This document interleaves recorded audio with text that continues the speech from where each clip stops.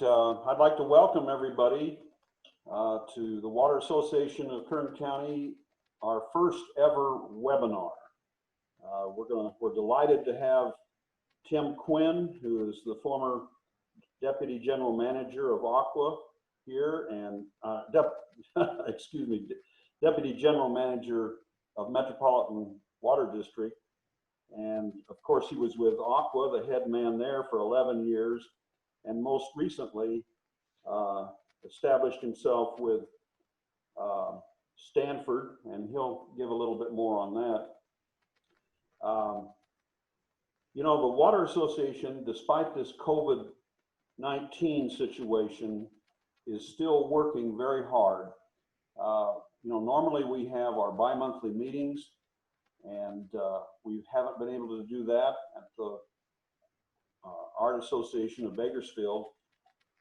And so we're having this webinar, and it's just a tremendous thing to have Tim here today to kick this thing off. Some of the other things that we've got going on are the Magic of Water campaign. I think all of you have seen the water tanks and the artwork. We're doing the best we can to promote water and water education to the Kern County public. And just now, the Magic of Water campaign is being launched onto the GET buses, the public bus system here in Kern County and Bakersfield. And so be looking for those buses. We're also going to be adding some new things out in Oildale. The bank building that's across from Standard School will be getting a mural there. And of course, we're working on this webinar, and we also have, for the urban area, the Don't Be That Guy campaign. I'm Gene Lundquist, currently serving as the president of the Water Association, and I would like to encourage everyone, the water districts, individual members, or potential members of the Water Association, to continue supporting us. Despite the fact that we're not able to meet in person, we are still working hard to get this done. Here with me, of course, is Beth Pandel, the Executive Director of the Water Association, who's been doing an outstanding job for many years. Excuse me. With that, I would like, one other thing. I'll say this. Tim Quinn's presentation is scheduled to be about 35 minutes, and then we're going to allot 20 minutes plus or minus for questions and answers, so you have an idea of how long this will last. And we would encourage your questions in the chat form. I will see your question, and we'll get to as many of them as we can with Beth's help. So right now I'd like to turn it over to Beth Pandel to talk to you a little bit about the technical details.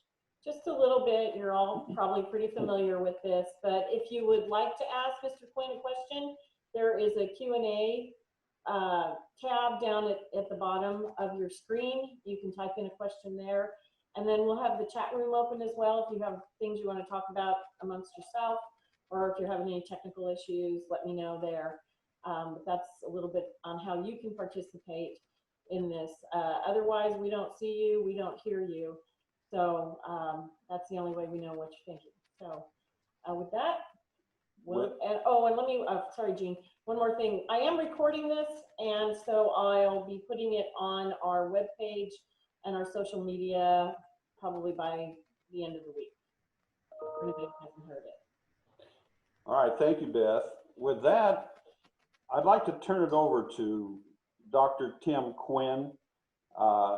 Tim has, as many of you know, a real history with Kern County, and it's simply a delight that we are able to webinar with him today and get the benefit of his expertise in water. Tim. Thank you very much, Gene. It's really an honor to be the first webinar of the Water Association of Kern County. Look, I think I've got an important message for you. This is the right time, the right audience. I'm here today to talk to you about governance, which may seem kind of dry and boring, but it's one of the most important issues that you're facing right now in Kern County and the San Joaquin Valley. And I hope to explain why and to get you thinking about it more. Before I get into the heart of my presentation, I want to give you a spoiler alert. As Gene mentioned, I had a pretty long 40-year history in California water, and much of what I'm going to talk about is based on what I learned in that 40 years of boots on the ground with California water management and policy and politics. I would date the beginning of my water career in 1978. That's when I came back from Washington, D.C. I was working at the Rand Corporation, where they were doing a lot of work on water policy issues in those days. And some of my economic colleagues at Rand suggested I write a PhD dissertation on water policy, and I did, about groundwater management, which was published in 1983. In 1985, I started a 22-year stint at the Metropolitan Water District, most of it as a deputy general manager with incredible opportunities to influence water policy in California. I followed that with 11 years as the executive director of Aqua and more opportunities to participate in policy formation in water. And then towards the end of my career, I retired at the end of 2018. Much to my surprise, I got a call from Stanford University and wound up spending 6 months as the Landreth Visiting Fellow at Stanford, and I'm still affiliated at Stanford. Much of what I'm going to mention today is summarized in this report that I wrote at Stanford. I call it the 40 Years Report. And if you're wondering, well, what did Tim learn at Stanford University? The answer in a nutshell is I learned that governance, the thing I'm going to talk about today, if you're trying to do big things with water, like you are in the San Joaquin Valley these days, governance is the most important decision that you're going to make in advancing new policies and projects, but we don't pay much attention to it. And in addition to the importance of governance and the fact that we need to pay more attention to it, those 40 years in California water taught me that when it comes to governance, collaboration works and conflict doesn't. You know, you want to know one of the first places I learned that lesson in a real way? It was right with you folks in Kern County with people like this guy. That, of course, is Tom Clark, the general manager, longtime general manager of the Kern County Water Agency. I started making frequent forays into Kern County in the 1980s, and starting in 1986. I think Tom was worried. I was the camel's nose. I kind of understood that. And I think Tom thought that could mean trouble for Kern County. So once in front of a pretty large Kern County audience, he threatened to tie this cowbell to my car so he would know every time Metropolitan Water District was coming in to Kern County.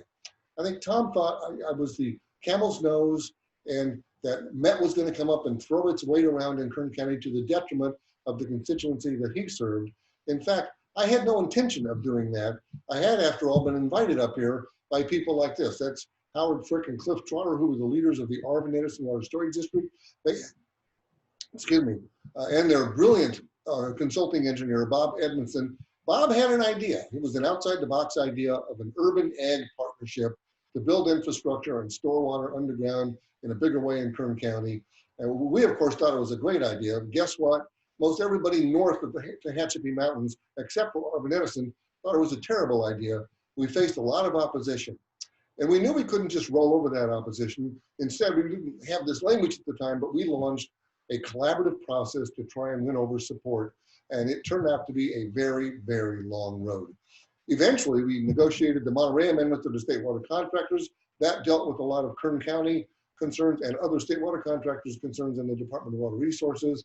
The Friant water users were equally concerned about what Met was doing up in their valley.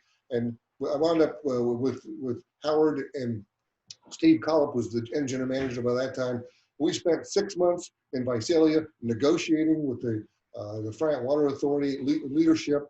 And eventually, Friant went from a 24-1 vote on their board to oppose the project to a 24-1 vote to support the project. One of the little factoids of my career I am most proud of. There were concerns, even in Southern California, why are you storing water outside of Southern California? And we dealt with those issues in the first ever big, large-scale integrated resources water management plan for Southern California. Start to finish, this took more than a day to put together. But it was worth the time and the effort, because during the 2012 to 2016 drought, Met had functional partnerships with 3 water agencies in Kern County, Arvin Edison, Semi-Tropic, and Kern Delta. We developed all of those through a truly collaborative process by sitting down, especially with those who opposed the project, listening to their concerns with empathy, and changing the project as necessary, preserving our policy goals, but we changed the project a lot in order to build a coalition of support around it. And those efforts paid off. During the last drought, both urban California and the growers in these districts in Kern County had much more reliable water supplies than they would have without these programs. And what I was learning as a young water manager in those days was a collaborative process can work where an adversarial process will fail. I didn't learn that lesson just in Kern County, although they were pretty powerful lessons in Kern County. I spent my entire career reaching across silo boundaries with North and South urban water leaders. That's my boss, Carl Bronke, in the first 10 years of my career, alongside Andy Moran, who was the general manager of the San Francisco Hetch Hetchy project. We built a North-South urban coalition that had never existed before. In agriculture, it wasn't just in Kern County, but throughout the Central Valley. The three guys on the left here became good friends of mine in working on San Joaquin Valley issues. The guys on the right are all water leaders from the Sacramento Valley, and creating partnerships from one end of the valley to the other was a powerful learning lesson for Tim Quinn when it comes to governance. I didn't ignore the environmental community too. I spent a lot of time on airplanes, sitting down in restaurants in Berkeley, California, and other places, developing trust with the environmental community. That's Mark Reisner there on the motorcycle of Cadillac Desert fame. Mark became a good friend, as did Tom Graff and John Kramer of the Environmental Defense Fund. Those three have all passed on, but there's a new generation of water leaders out there. They're symbolized here by Ann Hayden, who is with these days, she's with the Environmental Defense Fund. And that new generation is, at least part of them, are ready, willing, and able to form partnerships to do big things with urban and agricultural agencies at the same time, and we need to take advantage of that. So I think whoops, I got ahead of myself. At this point, I've made two assertions that you maybe have caught. The first one is governance is a really important thing for you to be thinking about. And the second one is the best form of governance is collaborative governance. I'm going to spend the rest of my time today convincing you why those are not just assertions, they are hard facts, logical conclusions if you think about what's going on in California water today. Let's start with something really basic. What is governance? Here for a definition, I'm relying on a book entitled Embracing Watershed Politics. Note that title, and this book is definitely on the Tim Quinn recommended reading list. It was written by Adela Schlager and Bill Bloomquist, who's become a partner of mine. Published in 2008. Schlager and Bloomquist argue that any public policy has to answer three really fundamental questions. Who gets what when? Who decides? And how are these decisions made? What decision-making process are you going to use? Collectively, governance is the art and the science of how you approach answering those three questions for a major public policy issue. And it's really important that you understand that we have answered those questions in very different ways throughout the period of my career and before in California water. And understanding those differences and where we are historically today is important for understanding what you need to do to be successful in the San Joaquin Valley. Schlager and Bloomquist also argue that there are three eras of decision-making when it comes to natural resource policy or watershed management. The first is called the development era. In California water, that lasted through most of the 20th century. It's when we built our infrastructure to provide water supply, flood control, hydropower, and things like that. In California, we were enormously successful at developing our water infrastructure, but almost in all cases without thinking much about the environment. And the negative environmental consequences were widespread and significant. They led to an environmental movement in California water that is still going on strong, and what Schlager and Bloomquist label as the regulatory era of natural resource development. In California water, that era started in the early 1970s, and I would argue still lingers today. Some would like it to linger longer than I would like it to linger too.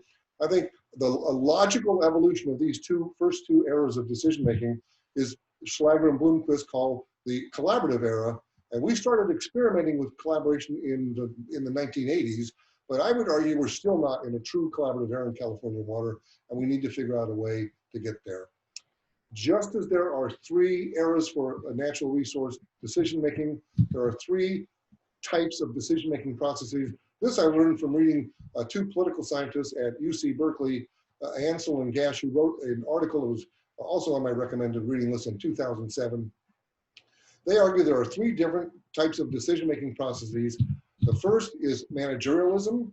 In managerialism, public agencies make decisions unilaterally or through relatively closed decision-making processes. Typically, we are relying on in-house agency experts. Second type, by the way, managerialism, the public is involved, but only as commenters. They can comment on your EIRs and on your public documents, but they are not an important or critical part of the decision-making process itself. Managerialism oftentimes leads to adversarialism. Adversarialism is the second type of decision-making process. In adversarialism, adversaries resort to winner-take-all decision-making processes. This is a courtroom, but adversarial processes can happen in a legislative chamber or in an administrative agency just as well. The third type of decision-making process, which I will spend most of my time talking about today, is collaboration, in which public agencies and stakeholders work together to shape policy through an open, transparent process. In collaboration, stakeholders are no longer mere commenters on what the public agency wants to do, or a meaningful, active part of shaping public policy decisions. This is how the three eras and the decision-making processes line up. And as I started thinking these thoughts, some of these things, conclusions are really interesting to me. In the development era, again, your goal is the economy. Your goal is water supply, hydropower, and flood control infrastructure so that you can have a thriving, growing economy. The decision-making process back in the 20th century when we were building our infrastructure was very centralized, managerial and adversarial. Think William Mulholland in Los Angeles, Michael O'Shaughnessy in San Francisco, Harvey Banks in the State Water Project. These were iconic leaders, top-down leadership to get stuff done. And that is how things worked in the development era, because the decision-making process, a lot of those projects had fierce critics and opponents, but they didn't have any role in the governance mechanism for stopping things from moving forward. In the regulatory era, we dramatically changed the policy goals. They went from water supply to environmental protection and enhancement. But interestingly enough to me, the decision-making process did not change. In the regulatory era, we still had centralized managerial and adversarial decision-making. The only difference was decisions weren't being made by the water supply agencies anymore. They were being made by regulatory agencies. I believe the collaborative era is a natural evolution of the two previous eras. In a collaborative era, you're no longer so narrowly focused on one or a few goals. It's not just about water supply or just about the environment. It's about both, and typically about many other things. The collaborative era, the label here is co-equal goals from California law, but it's multiple goals, and you have to think about them simultaneously, which is a hard thing to do. I think to get that done will require collaborative, decentralized, democratic, and inclusive collaborative governance mechanisms, and that's where California needs to head in the future. No matter where you are on that table I just showed you, in our democracy, policy making is very participative. It gets made in a political arena, whether you like it or not, whether the issue is healthcare, which is all the people in the red shirts on the top left of this slide, or my friend Mario Centoyo leading a water rally on the steps of the Capitol about 10 years ago. We make water policy in a very political process, a very participative process. Stakeholders are very engaged. Scores, even hundreds of stakeholders may be involved in the making of a complex public policy issue in water, whether it's before a legislative arena, like the bottom part of this slide, or an administrative arena, though, on top right.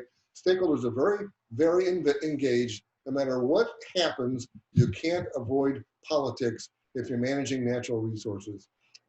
In a democracy like ours, public policy is forged through a political process. Here I'm quoting now from Schlager and Bloomquist, 2008. For people to govern watersheds well requires that they make collective choices. Collective choices are ultimately political choices. Thus, governing watersheds well requires embracing politics. I realized this at a pretty young age. When I was writing my PhD dissertation in the late 1970s, I knew that I'd just come back from Washington, D.C., and I knew that politics and policy were different sides of the same coin. I struggled with how to deal with that as an analyst, but eventually I was an economist. So I decided to think about policy and politics through market dynamics. So let me introduce you to the concept of both private and political markets. In both cases, you have decentralized parties competing for outcomes. In the private markets, decisions are being made by decentralized Adam Smith little farms guided by Smith's famous invisible hand. And what those decisions are determining is the output, price, and demand for goods and services. In the political market, it's centralized legislatures or regulatory agencies or administrative bodies that are making centralized decisions, but with considerable input by stakeholders. And the political market determine the rules of the game, and that is, how do we answer those 3 questions that define governance that I gave you in an earlier slide? We all know that's really important, and we all know we work hard to influence those political decisions. Typically, by one of the most effective ways is by building coalitions. I'm sure many of you listening to this webinar have participated to try and get that 100th logo on an important letter or an important policy issue to you, or the 200th signature on an aqua letter about this piece of legislation or that. Which leads you to kind of an interesting difference between private and political markets. In private markets, collaboration is undesirable. We economists call it collusion or monopoly or monopsony, and it reduces social wealth, so we don't like it. In a political market, in the political marketplace, collaboration isn't just good, it's essential to securing sound policy outcomes. Collaboration building is the essence of political competition. In the political marketplace, you build coalitions to influence public decisions. In the private market, shifts in demand and supply drive market outcomes. In the political marketplace, shifts in coalitions drive market outcomes. I want to draw your attention to the photograph on the lower right. I found this on the internet, and it was labeled "Angry Man at Public Meeting." And that's part of dealing with collaboration in public meetings. We'll be saying "Angry Man" again in a few moments. Coalition building is universal in the political marketplace, but one of the things I realized while I was at Stanford, mostly in dialogues with some very bright students, was that not all coalitions are the same. There are different kinds. One I'm going to label warrior coalitions. In a warrior coalition, you want to grow your silo. You know silos, that's places where people who think alike stay, to try and avoid people who don't think like them. And warrior coalitions try to grow a silo to be as big as possible so you can go out and defeat the other silos. You typically do that through some type of adversarial winner-take-all process. And the objective, not unlike Cassius Clay here shown in 1964, later he would become Muhammad Ali, your goal is to put your opponent, in this case, Sonny Liston, to put your opponent on the mat. In a collaborative coalition, people break out of their silos, you work across silo boundaries, and you compromise with each other to try and develop a policy that doesn't put the other interests on the mat. You're trying to help each other get to the top of the policy mountain. Now, from these 2 images here, it's pretty obvious which form of coalition building I think is the best. I think collaborative coalition building is what we need to do in California water today. But I do that with my eyes wide open because I know more than most people, and I've got the bruises to prove it. Collaboration is really hard. It's hard in the first place because you have to leave the safety of your silo. It's where you keep saying the same things to each other. You don't get anything done, but your job is typically safe. In collaboration building, you have to leave that, get other people to leave their silos and compromise, which almost always irritates greatly some of the hardliners who can be found in every one of those silos out there. You're doing this compromising in a decentralized, inclusive, and open and transparent process, usually in a big tent. Here's a quick humorous story. When I first showed this tent image to students at Stanford, one of them said, "Isn't that a circus tent?" And I said, "Yes, it is. And when you're involved in a collaboration, oftentimes you'll feel like you are in a circus tent because that's where you get to deal with angry man. You develop a collaborative solution set with collaborative goals. Again, it's not just about supply or about the environment or about drinking water. It's about all of those things at the same time, which is really difficult to do. The economy and the environment both have to win in a successful collaboration, and environmental, agricultural, and urban stakeholders have to be treated equally. You can't have a situation where one side gets to maximize what it wants and then others get what's ever left over, even though that's what a lot of the stakeholders will want. And collaboration almost always requires a much more comprehensive and complex solution set than was the case during either the development or the regulatory era. For all of these reasons, I always told my staff at Metropolitan and then my staff at Aqua, war is easy, collaboration is hell. There's nothing easy about it, but it's the only path towards building sound, durable policy. So if you've gone through the hell of a successful collaboration, and it will feel that way from time to time, how do you know that you've got a policy that's going to last and will withstand the entropy that oftentimes takes over in the political marketplace? Well, or in economist terms, how do you make a stable policy equilibrium? How do you make sure that people view the scales, Lady Justice's scales, as being balanced in a fair and equitable manner? Well, if you have, to get where you want to go, you have to have equilibriums in both the private market and the political market. In the private market, if you've ever taken an Econ 1 course, pretty straightforward, demand equals supply, and firms are making normal profits for an equilibrium. Political market equilibriums, I think, are more unstable and more complex. In a political market equilibrium, they are driven by coalition dynamics. If you have taken the time and trouble to build a broad-based coalition that supports your complex policy, it will be much more likely to be stable and durable. If you haven't taken that time, if the stakeholders are in disarray, or if you have warriors out there that want to undo your policy, it's not going to be very stable. So the bottom line is a sound, durable policy is all about building a broad-based support coalition. Now, as hard as it is to do collaboration right, we in fact have had a lot of success in California with collaborations, and I want to review a few with you just to give you examples of where I think it's happened. I'm going to do these pretty quick. At the collaboration success stories at the state level, the first big collaboration I was a significant part of was in the early 1990s, the Urban Conservation Best Management Practices Agreement. This set the stage for urban areas throughout California to invest heavily in conservation, recycling, local resources to reduce their demand for imported water. And that's frankly one of the signatures, policy successes of my generation of water managers. About the same time, we were going through the horrific 1987 to 1992 drought, which by the late 80s and early 90s, we were all getting ready to go at each other's throats because of scarce surface water supplies. But we came up, and this happened, frankly, between Tim Quinn and Tom Clark and the state water contractors.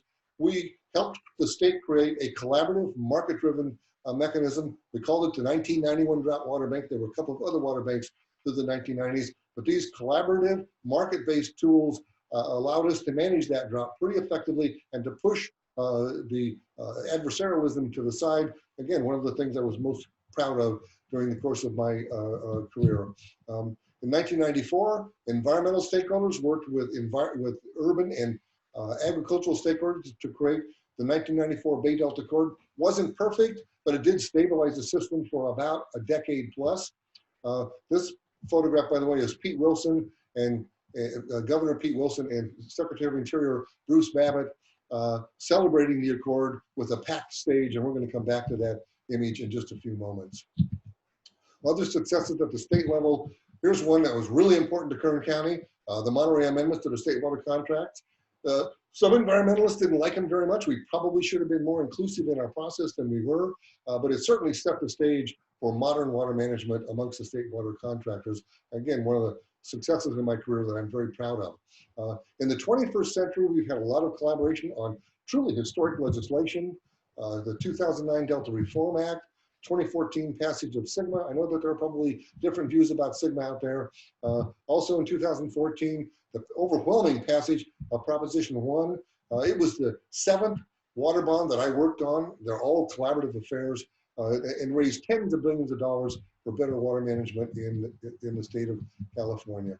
At the local level, we've also had a number of water management successes, way more than I've got time to review with you. I put first here the Kern County Storage Partnerships. All of them, the Kern Water Bank and all the ag-urban partnerships were true collaborative success stories.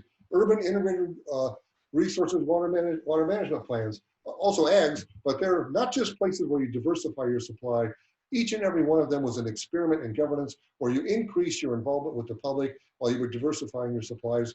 One of my favorite examples of a successful collaboration is shown here on the right.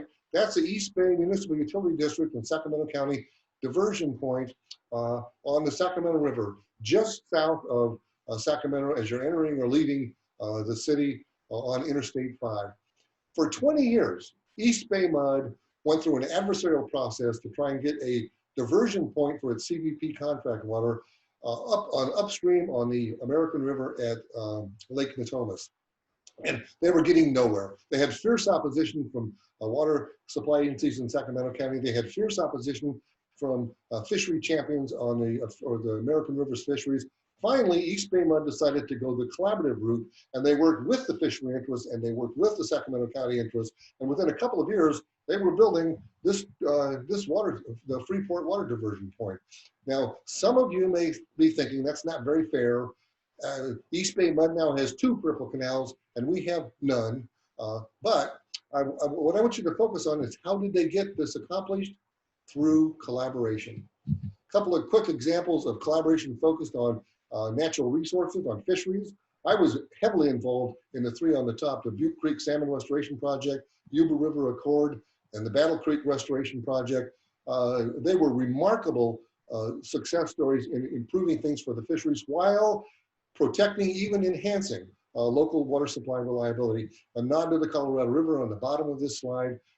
The lower Colorado River multi-species conservation plan did the same thing, and the lower Colorado River still operates according to the guidelines set by that collaborative environmental success story. One more set of examples I want to show you about collaboration. These I think are very relevant to the San Joaquin Valley, Kern County and the San Joaquin Valley at this time. These are collaborative success stories at a watershed scale.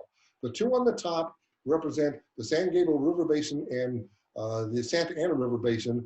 Those are both Southern California watersheds, which went through a decades-long evolution from lawyers suing each other to parties collaborating with each other, and they are now managed in a collaborative way and very successful. You ought to maybe want to learn more about it. The 2 on the bottom are examples from outside California.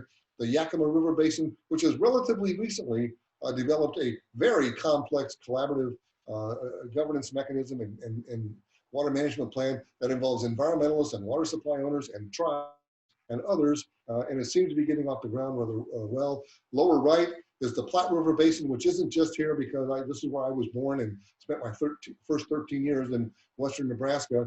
But for the Platte River, not unlike our Bay Delta watershed, management really got pushed to a higher level with the Endangered Species Act listing of several species, but most notably the whooping crane. And what they did in Nebraska is went through a very complex collaborative process, very successfully so, to manage things. It was supported by the farmers, it's supported by the environmentalists, and I think that's a better approach than what we've done in our Delta, which is take each other to court for the last 30 years. So what I wanted to do with that last series of slides, convince you that collaboration can be successful even at a watershed scale, which is what I think in part what folks in the Valley need to be thinking about. What I want to turn to now is what made each of these a success story to one degree or another. I've got 4 success factors to review with you. The first one is, I think by far one of the most important, is leadership. And this is not William Mulholland leadership. It is Betsy Reekie. She's the top picture there. It's facilitative leadership. You don't manage a collaborative process from the top down. You manage it from the bottom up, learning from the perspectives of different participants, and then putting step by step a collaborative solution set together that will accomplish your goals and the goals of others who are participating in the collaboration. It's a very different approach to leadership than what we were used to in the 20th century. You can't have detailed preconceived solutions, and you need to trust your process and protect it. Leadership comes in all forms. I got Betsy there because I think she was the best collaborative leader I ever worked with in my career. Leadership can also come from the local level. And this local example happens to be from the Sacramento Valley. That's the current board of the Western Canal Water District, and their current manager and a past manager, Ted Trimble and Gary Nelson. And I put them here because they were the ones who conceived and led the effort on the Butte Creek Restoration Project, which was, as I said, just phenomenally successful, and I really enjoyed being a part of it. Second success factor, get the stakeholders committed. In each of the cases I reviewed with you, key stakeholders were committed to the success of the collaboration. They were willing to compromise and try and keep people from leaving and going to answering the call of the winner-take-all process. And that pull of winner-take-all can be pretty strong at times. but in each case, they built a broad base of support to protect the new equilibrium policy. This is that picture of Wilson and Babbitt I promised you that we'd return to. Now, on that stage are many state and federal officials. I'm not going to talk about them. I want to focus you on these people. They are the stakeholders who are on that stage. Moving from left to right, John Kramer, Environmental Defense Fund. Dan Nelson, San Luis Delta Mendota Water Authority. Dave Schuster, State Water Contractors. Steve Hall, my predecessor and dear friend at Aqua.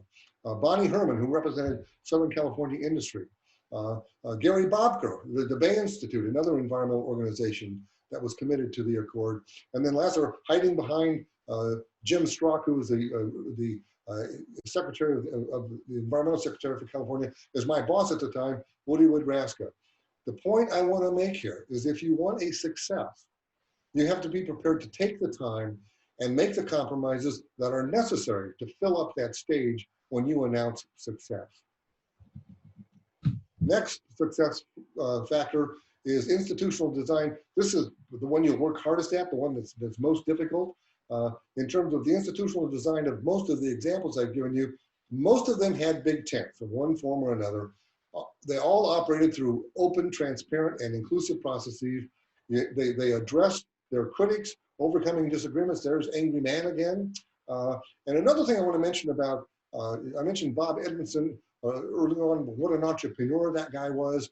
But I like big tent collaborative exercises because they leave lots of room for entrepreneurship, for creative ideas to get stakeholders together. You get no entrepreneurship in an adversarial process. So if you're involved in a collaboration, make sure your eyes are open and you're identifying the entrepreneurs out there and give them a little room to move. Give them some time to put their ideas on the table. But sometimes it can help you get to yes much better than if you don't have entrepreneurship. Last success factor is crisis. Many of the examples I shared with you were the result of, they were triggered by a crisis, a drought, threatened regulation, threatened litigation or actual litigation. But the only thing good I will say about an adversarial process is sometimes an adversarial process can trigger a collaborative process, and that's a good thing to have happen. You may be wondering, do we always have to wait for a crisis in order to solve a problem? Well, I would like to think that we don't as we move into the collaborative era of California water management. But in the meantime, don't lose sight of, don't fail to take advantage of a perfectly good crisis. One place where we have crisis after crisis after crisis, and we haven't taken advantage of it, is our delta. I'm not going to take any time to explain to this audience why the delta is important to our economy and our environment. It's so important that every governor since Ronald Reagan in this state has tried to fix, in quotes, the delta. Jerry Brown had the Peripheral Canal, was followed by Governor Duke Majian's Duke Ditch. Pete Wilson had moderate success, although it didn't last forever, with the Bay Delta Accord. Gray Davis signed the CalFed Record of Decision. Governor Schwarzenegger, he was big time water and jumped on board the Bay Delta Conservation Plan, as did his successor, older Governor Jerry Brown, but Governor Brown couldn't get permits for the BDCP, so he wound up morphing things into what he called Water Fix. And of course, the first thing our new governor did was pull the plug on Water Fix in one of his first actions. I think this deserves a collective geez from all of us, because we've got to be asking ourselves, if all of these bipartisan governors supported action in the Delta, why is the Delta still such a mess? Well, my answer for you today is the Delta's a mess because we've got the governance wrong. The Delta is still where California's water warriors clash. In the 21st century, it's where we have tried to use time after time managerial, adversarial decision-making processes that are never going to be able to get the job done. We have minimal investment in collaborative coalition building to support a Delta policy. Put bluntly, in the 21st century, we haven't even tried to fill up that stage to announce a Delta action plan. Bottom line, we fail in the Delta because we're using decision-making processes from those earlier eras when only a collaborative decision-making process will work. What does all this mean for you folks in the San Joaquin Valley? I think it means a lot. You have at least two areas in which I'm going to argue you have some serious challenges, maybe even crises in government. One of them is insignia implementation and coordination. My good friend Eric Averitt points out, when it comes to signal implementation, you have in the San Joaquin Valley hundreds of serious local problems that need a regional solution. And you need to start thinking about what that regional solution might look like. The second here is labeled watershed scale resource management. I mean, like those other major water scales, how can you make decisions on a watershed scale in the San Joaquin Valley so the left hand and the right hand and the environment and water supply all know what each other is doing? That will require a creative governance approach, which I think some of the leaders in the Valley are starting to think about. I will tell you for sure, if you don't do anything about governance, if you leave it the way it is, the governance status quo is tantamount to failure, and your economy and your lifestyle can't afford that failure.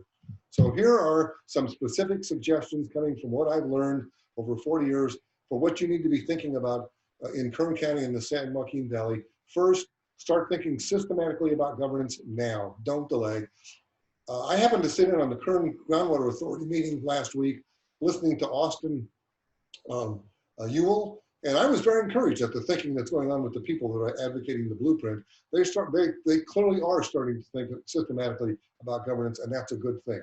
Second, I've been working with Ewell and others to develop a collaborative problem statement. You can't solve it if you don't know what your problems are, and we're going to try and do that in the next few months. Come up with a collaborative problem statement for water management in the San Joaquin Valley. Third, support facilitative leadership, AKA stop being warriors.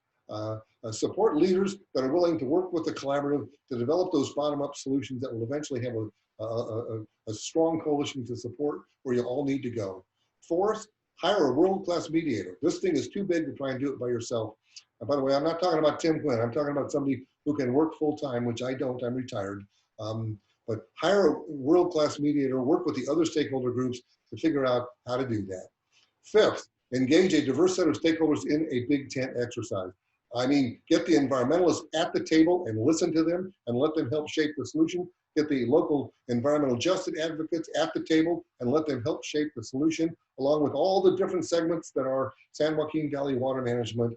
Get a diverse set of stakeholders working together, starting with the problem statement and moving on towards a governance mechanism and developing a truly comprehensive plan for the Valley. Sixth, just repeating myself, be prepared to listen to angry man with empathy. Don't dismiss your critics, listen to what makes them tick and try to figure out some way to deal with them in sound way. Last, sort of a summary of my career, grow the problem to solve more than just water supply and replenishment.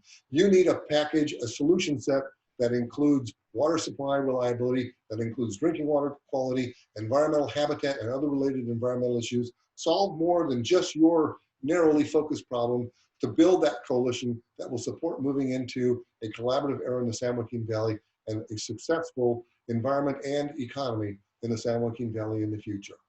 I hope I didn't worry you out too much, and I hope you've been writing down questions because now it's time for questions and comments. Let's talk. In theory, we're going to get Gene back. Gene and Beth back. I'm here, Tim, and thank you. That was a very thought-provoking presentation. Listen, I've got to tell you that within minutes of your starting the program, we had 2 questions from, guess who? Robert Cundy, the former general manager of Wheeler Ridge Water Storage District. Rob, you're sticking in there just like you always have. However, I've got to tell you, someone else beat you to the punch. Dave Demahowski offered a question even before the presentation started. We're going to begin with that. So, Tim, what is your take on impact of Sigma compliance plans on local government review of the adequacy of water supplies for urban development? So I think it's what's your take on the impact of Sigma compliance plans on local government? Really good question. It's not I thought a lot about. But I don't see how you ignore Sigma if you want to do a development in a local city, because you need to show for certain size developments that you've got a reliable source of supply, and that's going to get wrapped up in Sigma GSAs. But I do want to emphasize one of the reasons I know that Sigma is met with mixed views in the Valley. It's something I worked on very hard personally, and frankly, I'm proud of it, and I don't expect to change that. But I thought then, I think now, that Sigma gives you the best basis for pursuing replenishment water so that you can implement Sigma in a way that's a positive for your economy, not a negative. And I know that that's hard, But Sigma gives you a political foundation that you didn't have without it to help figure out how to get replenishable water into your systems so you can pass those tests for either your urban or your agricultural economy. Okay, thank you. Okay, let's go to one of Rob Cundy's questions here. Does listening with empathy work with the environmental NGOs? The answer, good question, Rob. The answer is yes with some, and you need to find them and work with them. I will tell you, absolutely, it will work with an organization like the Environmental Defense Fund. I think it'll work with the Nature Conservancy, with Trust for Public Lands, with the Sustainable Conservation Group. They're leery right now about what's been going on in the San Joaquin Valley, but I'm in regular contact with them, and they are very eager to find a way that they can come to a table and work with you guys. They're not prepared to support anything in the solution set yet, but I think we are getting close to having them come and work with you. Now, some of the others, I won't name them by name, but some of the others, they're warriors. Being a warrior is their business model. You're not going to change that, but that is not the business model of many environmental organizations. And they're out there trying to raise money on the notion that they can work with real world managers and get good things for the environment. And you guys need to figure out a way to make that happen. There are plenty of NGOs out there that are willing to deal straight with you, and they actually realize they've got a lot to gain. If they help you do big things, you'll help them do big things, and those big things together can make the Valley a much better place. Good question. Okay, thank you. Well, we'll go with another Rob Cundy here. Comment on adversarialism and collaboration in the current Delta circumstances. I think the Delta is a mess today, Rob, because the warriors have taken over. They've taken the stage. In the 90s, collaborationists were moving policy forward. We were making progress. Didn't last forever. Didn't last forever in part because an interest at the top in collaboration started to wane, and then the warriors started to take the field. We're involved in more lawsuits than I can count. I didn't include it in this presentation, but I've got a slide I kind of like, which likens those lawsuits to a circular firing squad, a bunch of little cartoon lawyers aiming guns at each other. And I don't think we're going to solve any problems that way. We have got to get back to a collaborative mode and push the adversarialists to the side. And I don't know if that can happen with currently, but let's wait and see what happens with the election. And whichever way the election goes, let's try and find a way to jumpstart collaboration. Certainly in the San Joaquin Valley, if Mr. Trump is re-elected president, he's not going to solve your problems. Collaboration can solve your problems. And I think it's really important that you start to realize that, and we start to work together on these collaborative solutions. All right. Now, Rob has another question, but I'm going to skip that one for the time being and give somebody else a chance here. This is from an anonymous attendee. Please explain the criticisms behind the Monterey amendments. That's a big question. If you want to take the time, by the way, the paper I referenced, you can find it on Water in the West website at Stanford University, or you can contact me directly and I'll send you a copy. I do talk about that quite a bit in that paper. I think Monterey was a truly great step forward for water management for the state project and the state water contractors and DWR. But when we did the Monterey Amendment, we did something that Schlager and Bloomquist, who I quoted a couple times, they call it solving the boundary problem, boundaries, who's at the table. And we felt that we weren't going to be influencing decisions up in the Delta. You want to remember, at the same time when we were negotiating Monterey, we were negotiating the Bay Delta Accord, and the environmentalists were all over that negotiation. So we chose to negotiate with just the contractors and DWR and the Attorney General's office. And by the way, there were like 29 contractors, and they were all engaged. It was a truly collaborative process. It wasn't DWR or one big contractor or the other cracking its whip and saying how things would be. It was a truly collaborative process, very invigorating for those of us that had the privilege of being a part of it. But we left out the environmentalists. They couldn't even observe. And I kind of understand why we made that decision at the time, but having been left out of the process, they quickly decided they hated what it produced. And I can remember talking to Tom Graff, who was a good personal friend, who didn't like the Monterey amendments. And I couldn't understand why. I kept telling him all the good things that we were doing in Monterey. It was all modern water management stuff that the environmentalists, like at EDF anyway, supported, but we had left them out. We had made a fundamental mistake. We didn't fulfill all of those criteria. The Monterey Amendment process was not open and transparent. They viewed it as being closed and secretive. And even though I think we negotiated very good policy, we paid a price. It was good enough that we still operate under Monterey today, but we're still paying a price. There are still environmentalists out there that are trying to sue the Monterey Amendments. And frankly, if I knew then what I know now, we would have been more inclusive in the Monterey process, even though it would probably taken us some time to argue with each other to get there. It's just, I used to think that doing things in a closed room was a good idea. I don't think that anymore, hardly ever. Okay, thank you, Tim. All right, here's a question from John Moore here in Kern County. Thanks for the presentation, Tim. I understand the best way to solve a problem is through collaborative efforts. We are attempting to do so on many fronts in Kern, such as the Kern County Farm Bureau, KGAs, KCWCAs, etc. How is it possible to decentralize decision-making in the era of regional decision-making bodies who are appointed rather than elected? I see this as a massive detriment to any real collaborative effort. I think I agree with the commenter in the question. I think a successful collaboration, for example, you need to include growers. I mean, ultimately, the growers are, in a sense, the ultimate stakeholder for Valley water use. They are very ably represented by their water districts. But I've talked to a number of growers in the last couple of months who would like to be more active in the process, and I think that would be important to a successful collaboration. And eventually, you need to reach out to your electeds too. The counties have to be part of it because their land use authority is going to be vital for a lot of the things that you want to do to deal with a problem statement. Your congressional representatives, they need to be involved. So I certainly agree that involvement of those people outside the Water Management Committee is going to be vital to success. Again, it's not easy. There's nothing easy about collaborating. It's collaboration is hell. But you need that big tent to involve the right people. So what you produce is going to stand up over time. All right, thank you.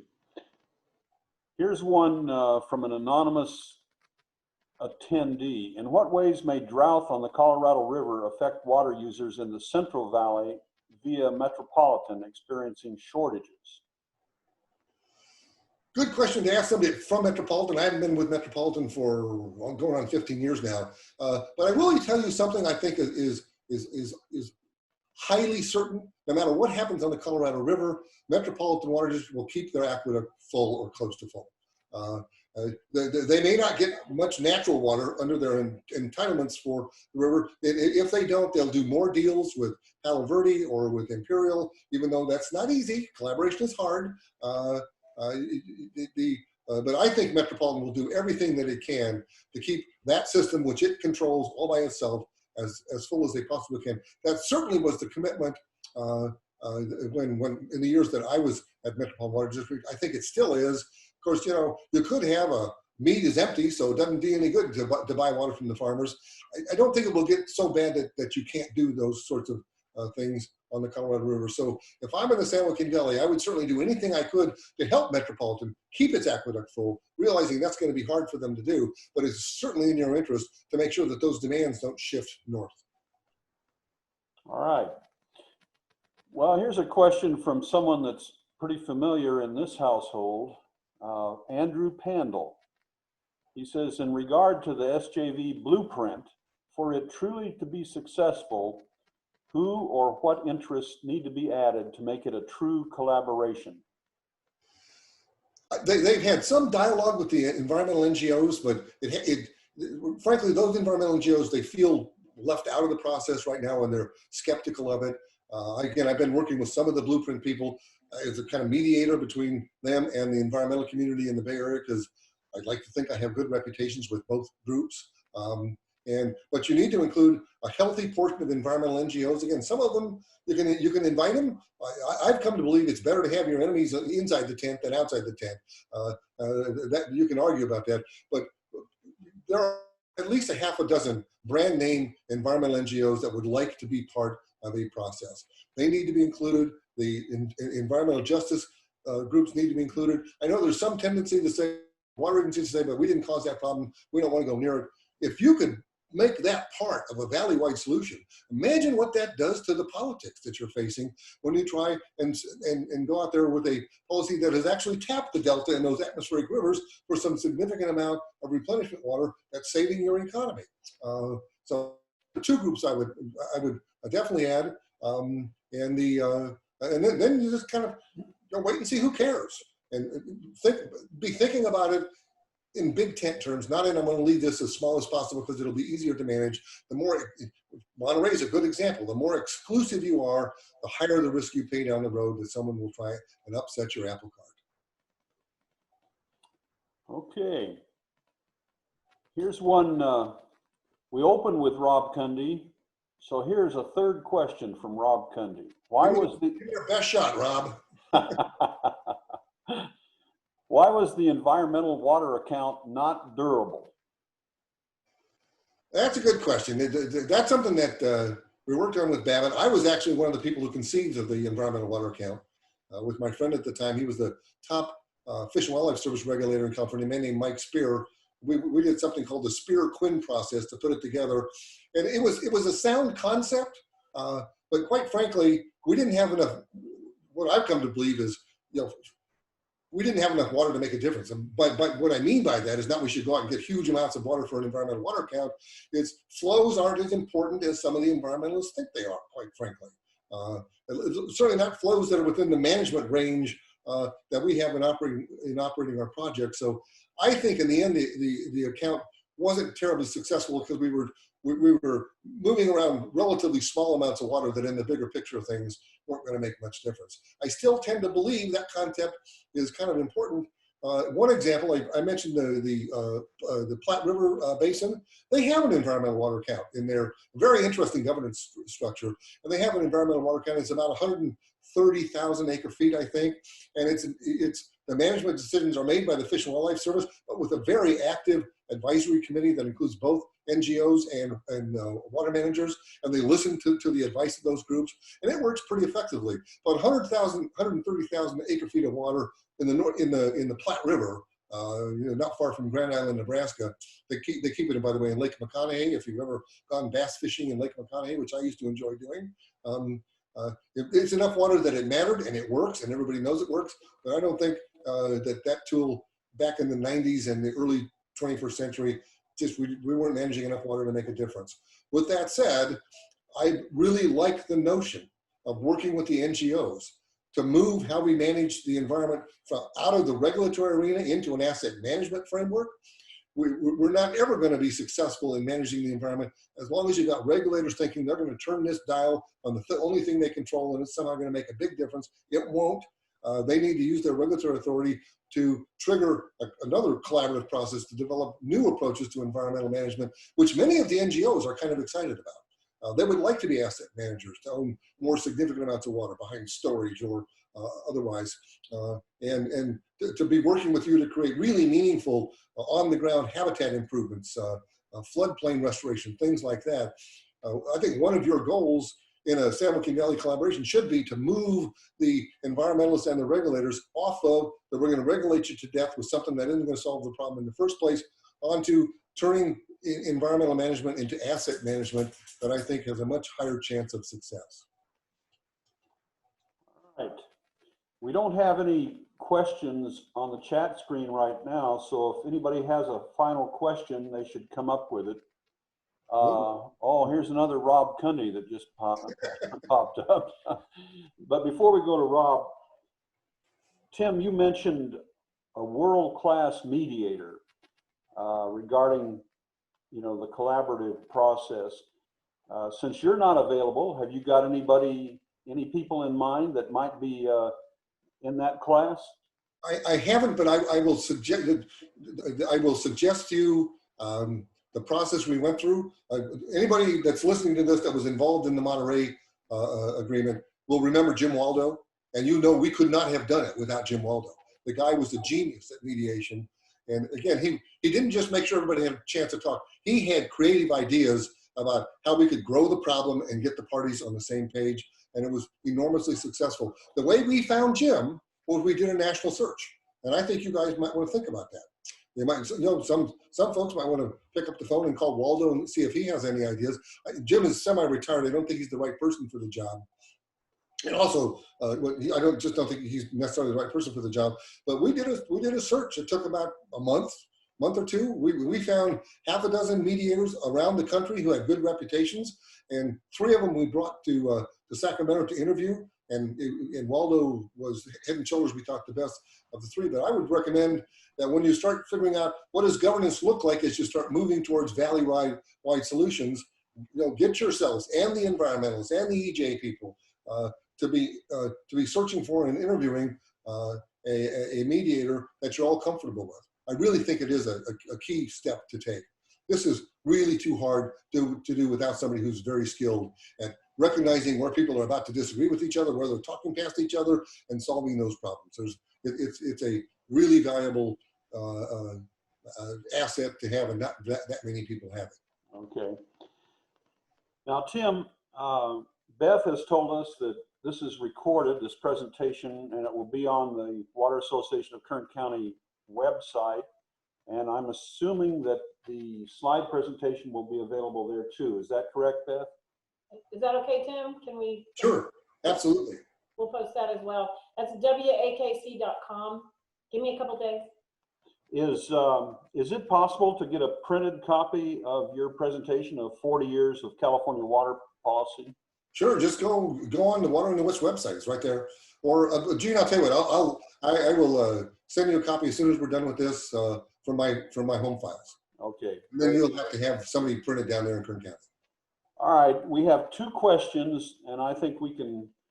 It's a little bit after 1, and we'll close this with the last 2 questions.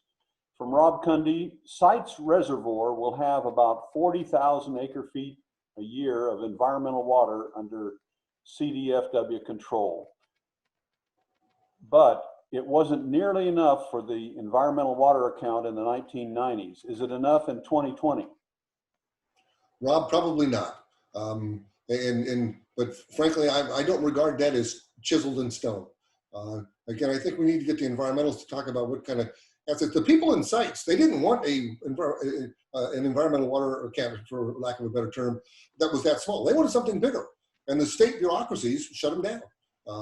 When we negotiated Chapter 8 of what was Proposition 1 in 2014, I was one of those negotiators, and we were thinking pretty big about the environment being a big share and a big cost share of the assets that would be created through new 21st century co-equal goal storage. And then when I got to implementing it at the California Water Commission, I give the leadership, I'm blanking on the chairman's name, but I thought he did a really good job. But the staff didn't like storage, and they made it really difficult. The Sites Reservoir in the initial round got 0 points for environmental flows if they were competing for money. And I think you need to turn that around. So I do believe that kind of water sharing is important, but I think we need to do it on a larger scale if it's going to be successful. All right, thank you. All right, last question from an anonymous attendee. It's not a collaboration question, but we'll do it anyway here. Why did Metropolitan Water District build an aqueduct for 1.2 million acre-feet with a Colorado River right to get just 550,000 acre-feet? Well, good question. When Metropolitan built that aqueduct, they were pretty confident that they would get, I think, 1.2 million acre-feet of contract right. And they fought in courts for a decade or more mostly against Arizona. And then they lost the famous court case in 1963. And they lost big time. And one of the first things I ever told Carl Bronchi, my boss whom I revered when I first went to the Metropolitan Water District, was I basically said, hell, Carl, you didn't lose water, you lost money. And Metropolitan at that time was just getting into negotiating with IID and with others. So they've got 1.2 million capacity. They've only got 550,000 acre feet of firm water rights. They will, as they have for the last 20 years, they will fill that vacant capacity with purchased water or managed water. And so they're getting value out of every dime of that capacity. Didn't have the supply attached to it that they thought they're having to spend more money to create supply. But when they lost that court case, they lost money, not water. And again, unless Meade turns into a mud puddle, in which case, I don't know, we'll all be looking for someplace else to live. All right. Well, Tim, I just can't thank you enough. I think Thank you, your Gene. comments have been very thought-provoking, and you left us with a lot to chew on. If any of the participants listening in here and watching have any comments, you can do so, I think, on our website, and we'd appreciate that. Tell us what you think. I would like to say to our board members who are listening in to remind you that we have a board meeting tomorrow at 11:30 via Zoom. The Water Association has a lot going on. We're looking for an executive director, and we want to review all of our programs that are going on. For those of you that are on the call, again, I would urge you to support the Water Association. We think we've been doing a good job. If you have any suggestions, we'd like to hear that too. So Tim, again, thank you very much, and thanks for all of you for tuning in. Thank you, Gene. Thanks, everybody.